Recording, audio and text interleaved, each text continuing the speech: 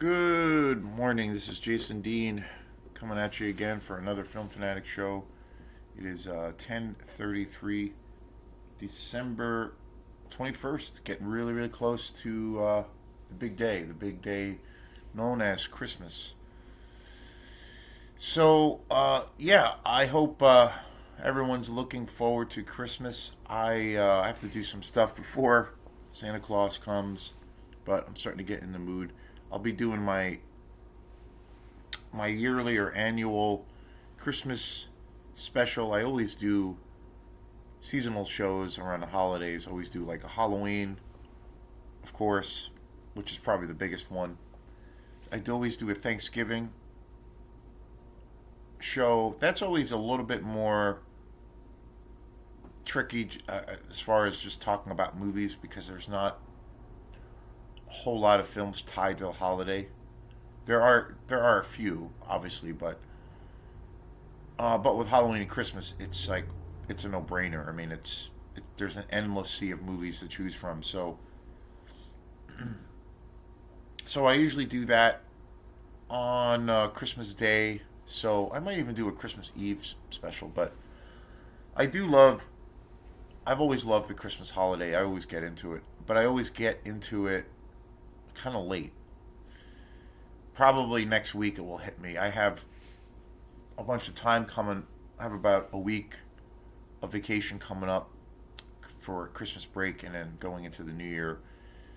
So it's usually around that time, and we always have where I work at Montessori in Belfast, the Montessori school. We always have a really nice Christmas party, and that's coming up on Tuesday, and that's always a lot of fun. And look forward to doing that.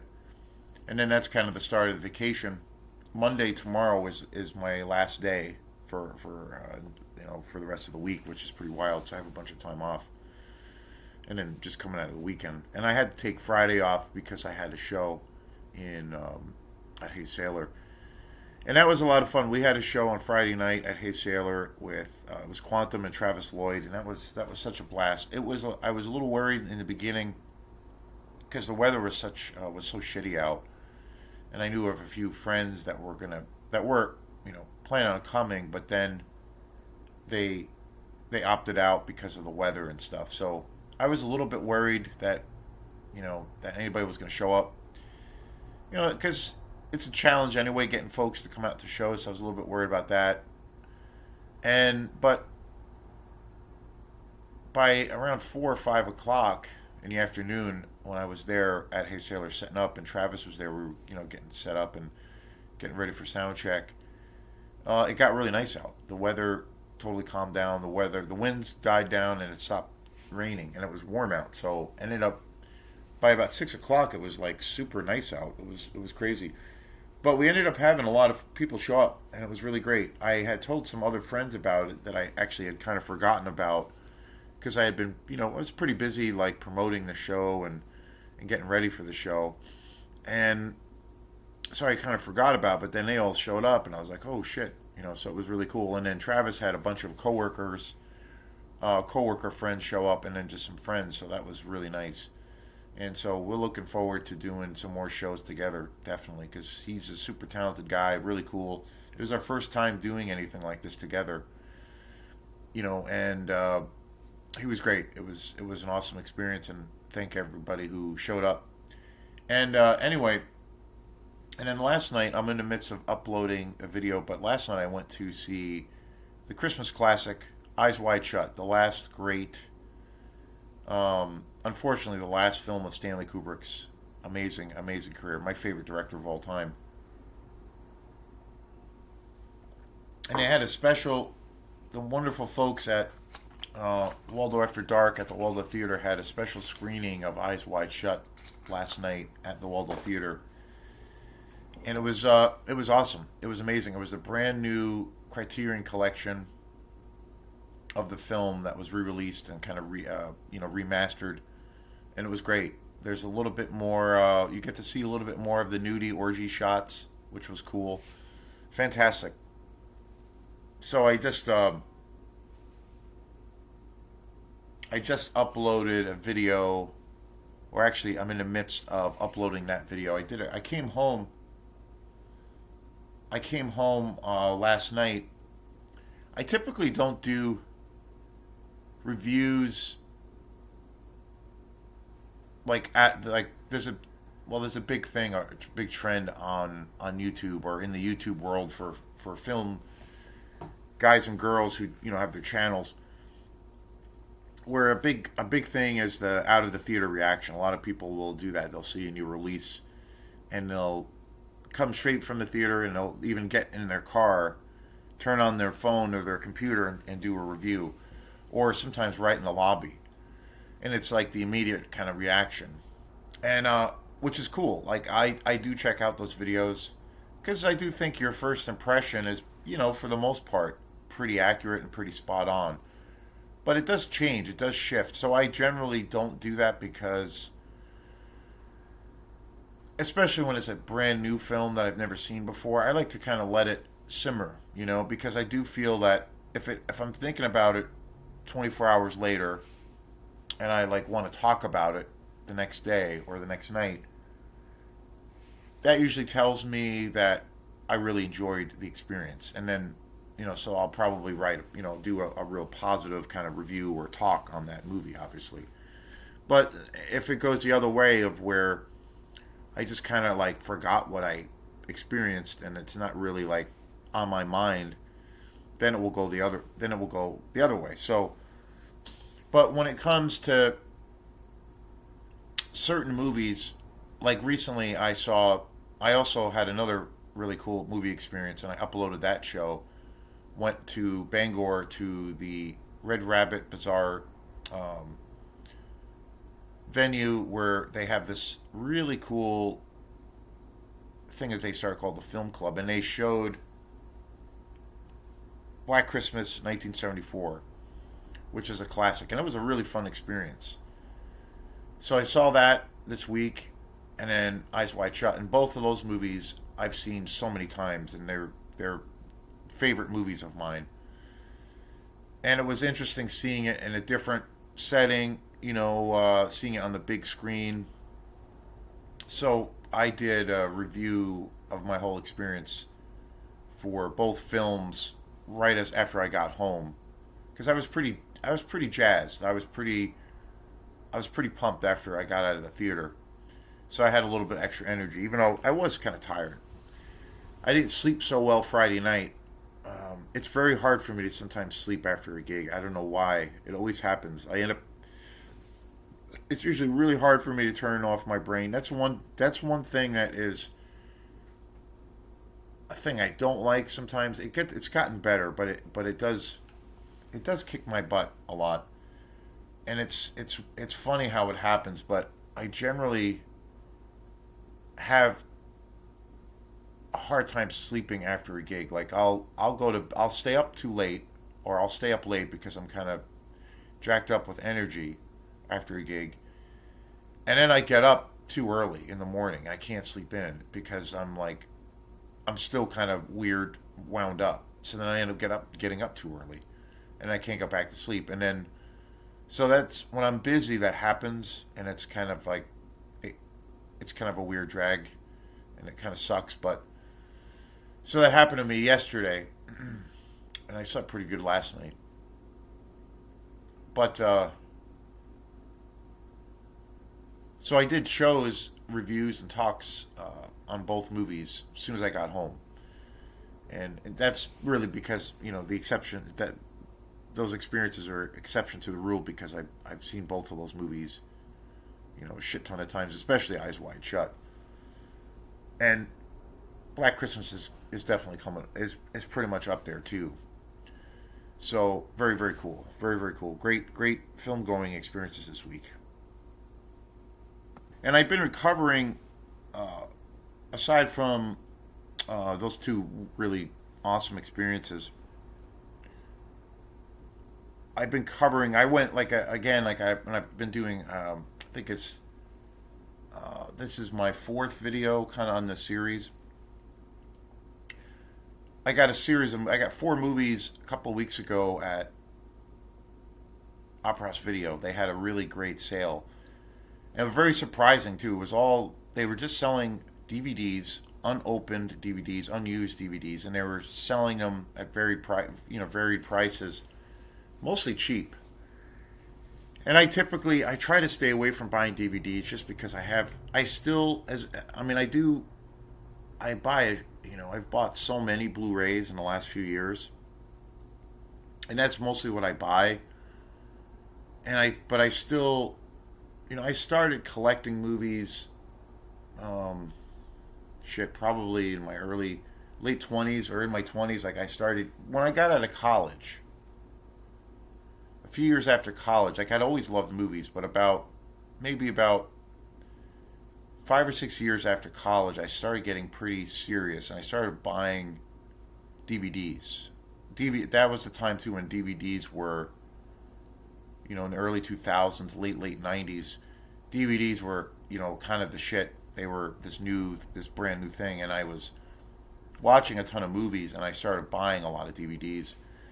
So even though I have a lot of Blu-rays, I still, I have quite a few Blu-rays at this point.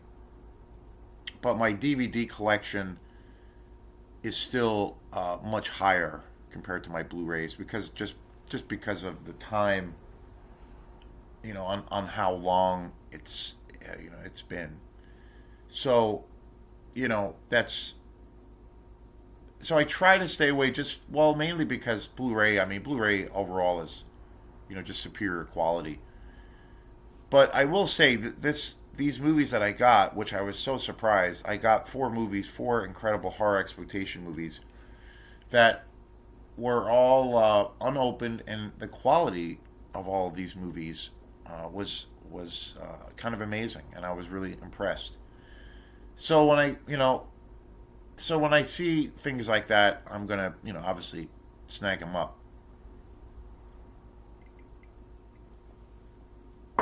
I don't buy DVDs though as randomly as I used to. I mean, I still do every now and then. I mean, I can't help it. I just love movies, but I try to focus on buying really nice quality Blu-rays and those kinds of things. But that being said, I one of the movies I bought, which is going to be the last movie that I'm going to be talking about. Well, I shouldn't say that. There's going to be other shows around these movies because they're just so great.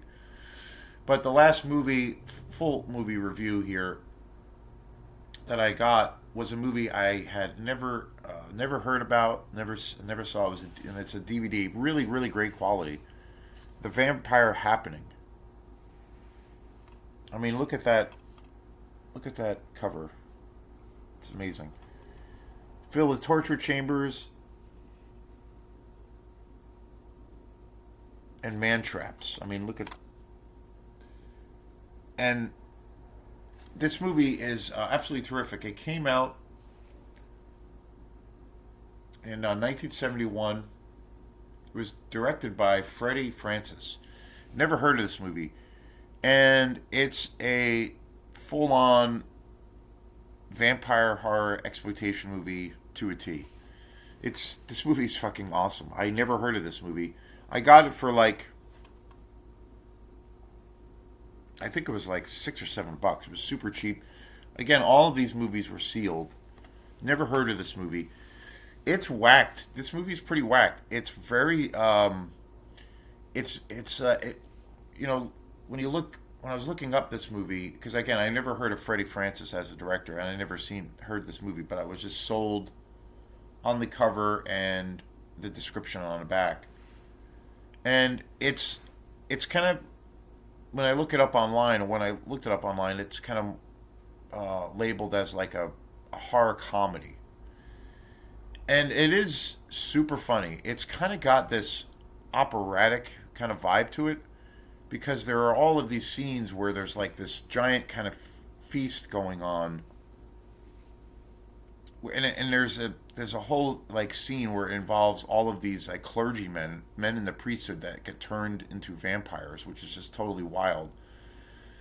And there's a lot of sexy things happening in this movie. It's kind of a sleazy movie, borderline. Well, thinking just after just finishing up a movie about a review on Eyes Wide Shut, which is all about the orgies. This movie kind of has that feel. It has there are these scenes with these massive groups of vampires and they're feasting,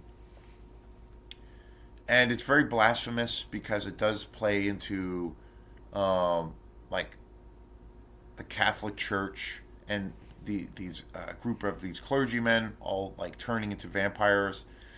And there's this one giant scene in this huge kind of mansion of all of these vampire priests, if you will, and they're just like, stuffing their face with all of this food, and then they're like starting to have sex, and it's not like uber like full frontal nudity, but it borderlines on maybe an R rating or softcore porn, maybe even, but it's really like, and it's so over the top, and some of the sexual things that you're seeing are kind of implied. Some of them are not, and this movie is like it's very surrealistic. It almost feels like I don't know, in a weird way,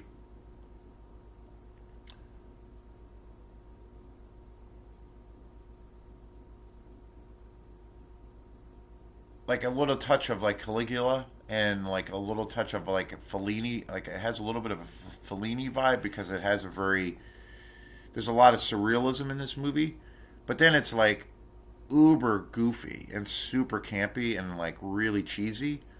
Um, but it's really awesome, and it's there's a lot of these like giant scenes with all of these vampires, especially this like feast scene that is kind of incredible. The set design is pretty spectacular, and it's very sleazy, and it's really funny, and it's totally like bizarre. It gets pretty weird, but it has definitely a vampire. It's something I've never seen a vampire movie quite like this.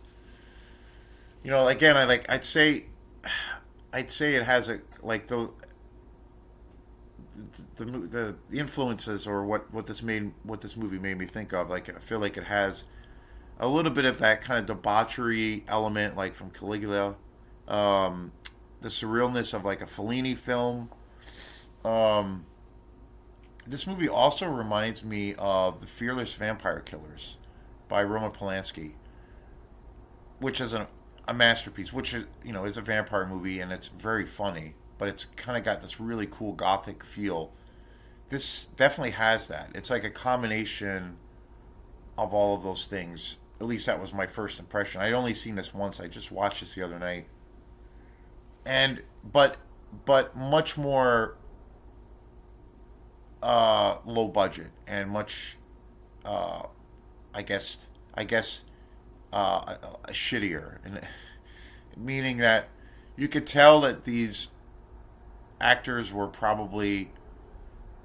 I mean, there's like some actors that feel like actual actors, and there's some people that feel like they just kind of showed up on the set that are non-actors. But it's great. It's super awesome, and it feels like it's uber low budget, but they did from a production standpoint. It looks absolutely incredible. There's some really great. It's got a really awesome vampire aesthetic, but when not and this movie is super silly. It's very like it's like a big giant romp, and it's so over the top. It has that kind of like almost operatic. You almost feel like you're watching an opera or something because it's so over the top at times and so silly. But it's again it's there's moments of where it's very surreal and it's very bizarre, but it also is very trashy, super trashy. But the actual design, there's a lot of really cool set pieces and design, and you know that, and you can tell that it's like uber low budget, but there's a lot of creativity, and the whole vibe of these sets and kind of this world for this movie definitely has a super cool like gothic vibe, which I'm all about. Great atmosphere, and again, I've said that many times. Like I can watch a movie and it can be, it can be a total piece of shit. But if it's got like a cool kind of sense of world building where you're kind of sucked in, and you're like, yeah, I can live in this world for a couple hours or longer, I will probably end up loving that movie, even if the everything else is kind of poop, or just bad acting, or bad editing, and all those things. And it's funny because you know talking about big Hollywood movies, and I I talk about, I do love those movies, and I talked a lot about. Um, there was a movie I recently talked about. It was a big budget Hollywood film that I think I reviewed, and they were, I think it was a James Cameron movie, but they were, where I was saying on how for that particular film, like a bigger budget film, you know, oh, I think it was, I was talking about Ridley Scott's Alien. Yeah, I was talking about that. And, obviously that's a masterpiece of a film. But that's what I was talking about in regards to editing being so important. Because I was saying how Ridley Scott, when he directed Alien in 1979, they knew, like, when they were watching the dailies, watching the playbacks of the footage, and then when they after they were done shooting, they knew, like, they got something special here. There's some magic. They knew they got something. And Ridley Scott was saying how they did a real loose assemblage of the film, and it was, very, very long. It was like 3 hours or something, and it was really long.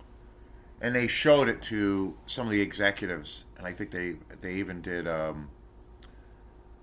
maybe another additional screening. And it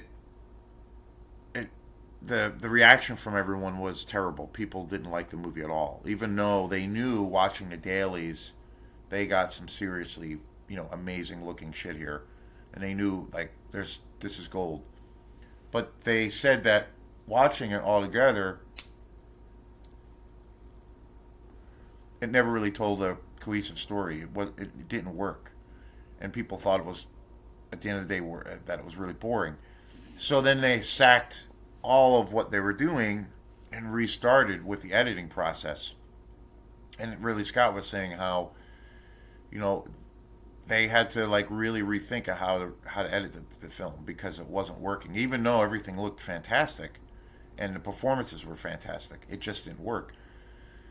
So it wasn't until they edited it and got it right, that they had a movie. So, in some ways, at the end of the day, and the editing process, even though there's so many elements when it comes to making a movie and trying to make a good movie, it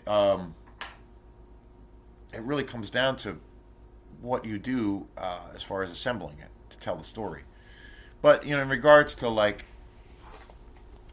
trash cinema exploitation movies like this, I don't know. Like, you can kind of throw that out the window. I mean, I just did a review on this movie, which is an utter piece of trash, but I fucking love this movie.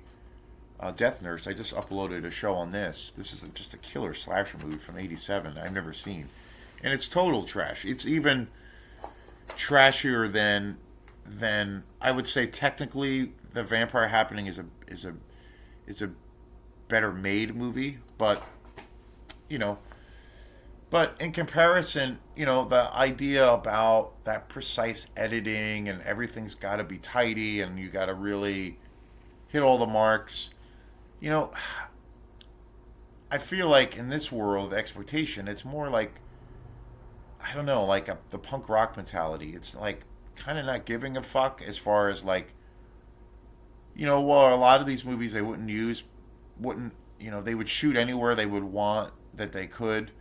They wouldn't, like, get permits to, after they scout out a location to shoot a movie. They don't usually, permits were never obtained. They just kind of would do it. It was kind of like guerrilla filmmaking, and they didn't have any budget. They just kind of did it. They didn't have the luxury of doing 70 takes of a scene. They just had to fucking pray and hope for the best. with a few takes, maybe. And there's a certain thing about that it does fly in the face. It totally flies in the face of of how you're kind of taught, say, in film school on how to make a movie or how to make a big budget or a big Hollywood movie. It flies in the face of that. It's almost anti that. And it's totally, to me, it's like a punk rock aesthetic. It's just making it happen, having a lot of passion and imagination with very, very little, and just doing it. And I feel like this movie has that. The Vampire happening, because it's super trashy, and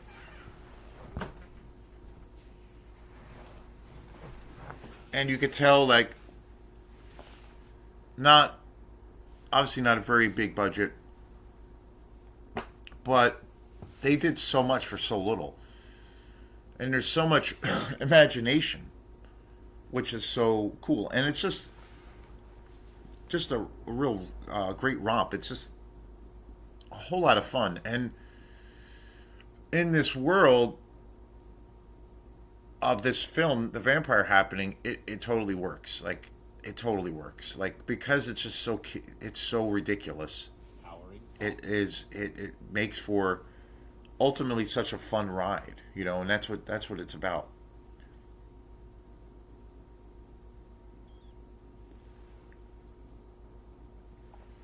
And the transfer of this movie is really great. I've been all four DVDs that I got.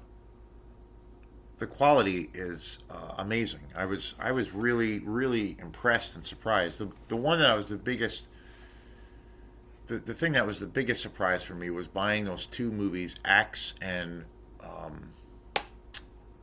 Kidnapped Coed, that were both on one disc or two discs, and it was a Severn release and DVD. And I was blown away by that package and that DVD because I didn't know Severn even made DVDs. I thought they just did Blu-rays and 4Ks. The quality is astounding, and the quality of this is awesome. And so I would say that a lot of the movies that I've owned over the years, like two of my biggest movies that I wanted to get upgrades on, and I finally did, and I was super happy. But two of my favorite, pretty much my two favorite horror exploitation movies is Tourist Trap. I had that, I think, on DVD and maybe VHS. No, just DVD. But it's like a pretty shitty standard DVD. And that's pretty much my favorite horror exploitation movie of all time. And then my other favorite horror exploitation movie of all time is Private Parts. Absolutely love that movie, and that was super hard to find. But I had a VHS copy of that movie. I got turned on to that movie. Both of those movies, I was. Tourist Trap was a movie that I was raised on. I used to see that as a kid all the time because it was on cable. And then I rented it on VHS. Like, that was a movie of my youth. And then Private Parts, I saw a buddy of mine, Charlie Hendrick, who I've talked a lot about on this channel, who got me really into movies. He had given me a VHS copy of Private Parts, and he's like, "You got to see this." He's like, "This is one of the weirdest movies I've ever seen." And he was like, even on the fence if he liked it or not. And I fell in love with that movie. It's fucking awesome, and it's so bizarre. It's so cheesy. It's really disturbing. It's like a psychosexual movie to the max. It's just crazy, but I just love it, and it's such an awesome movie. It's such a unique movie, and I tried to get it on Blu-ray for a while, and I could not find it, and then I got it eventually, and I was just like blown away. And I kind of fought tooth and nail to get a really good Blu-ray version of that film because it was really hard to find. But with these transfers of these DVDs, again, my first time viewing, first time ever seeing, and first time I'd ever heard of the Vampire Happening, as well as these other movies I've been talking about. These transfers are so kind of pristine and awesome, and they all have really great special features. This doesn't really have any special features on it. That's the only thing that's kind of a bummer. Everything else, all the other movies have a ton of special features on them, which is great. But the actual quality of this movie is awesome. And I'd say I don't need to get an upgrade of these movies on Blu-ray because they look really, really great, especially the Severn titles. I was really impressed. So yeah, Vampire Happening, pretty outrageous trash cinema. Really, really fun, really great. If you like vampire movies, this will satisfy that vibe because I mean obviously I love vampire movies. 74, directed by Freddie Francis. Killer flick. Thanks again, and we'll see you next time. Peace.